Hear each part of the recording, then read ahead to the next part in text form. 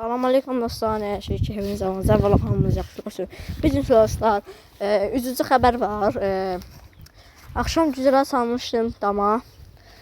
Gördüğünüz kimi şöyle. Aşağıdaki yumurtanın birini yiyiblər yumurtaların. İçində bala var dostlar, içində damarları da var. İndi iti turba yumurtalar.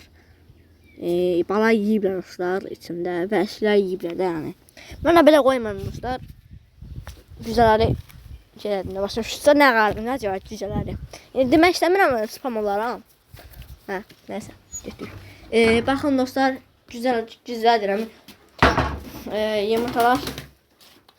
Yumurtaları tit vurub, baxın, birini götürəm. Baxın. Şöyle. Alt tərəfə vurmuşdu, hə, burada. Şöyle. Netləsin. Bıraktan falan vurup da titi. Görmüşsünüz siz. Şöyle koyayım, bu yumurtayı götüreyim. Yavaş yavaş bırakın. Hazır da olmuş diye. Ha burada. Şöyle bundan rahat görürüz. Gördüğünüz gibi don balık var ya orada. Gördünüz. Evet, içinde hırt hırt ses gel, gözünü görsen. Şöyle. Eşitmiş bilmiyorum. Hop. Şimdi aşağıda şimdi göstereyim size. Bu yumurtası bir dakika kaldı dostlar. Şimdi bu yumurtası yiyiblər. Şöyle. Görüşədən. Görüşüm. Bu da titifir dostlar. Ama iki de yumurta vardı.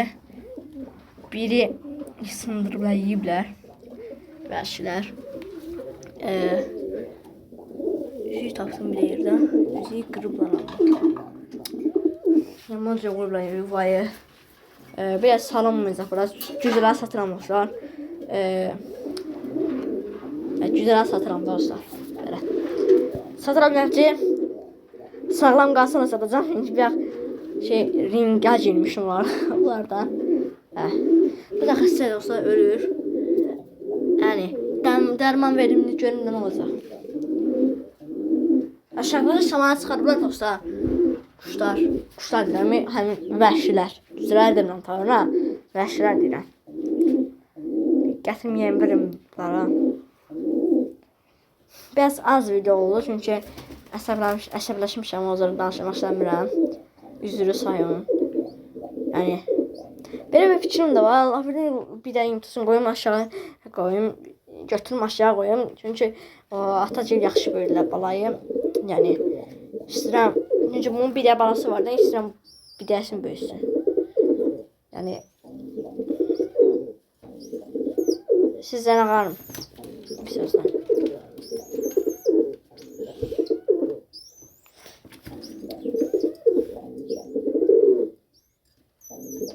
Sağ olun, salamat qalın. Az video oldu, üzrü sayın.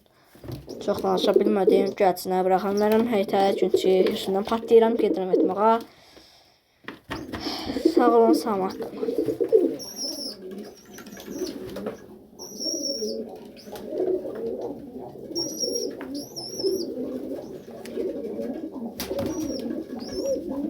Oba, 3 də erkək təkliflə qaranı. Vay. Ata geri çekildi la. Allah verdiyse başay Karadeniz yer kullanır. Neyse gelin.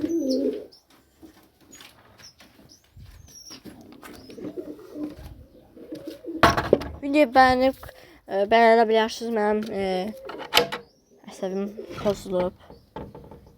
Bəyənib mənim əsəblərimi sakitləşdirə bilərsiniz. Amma bəyənməsə də yoxsa sağ olsun. Qapı çıxıb yerinə, sağ olun qapı yerinə.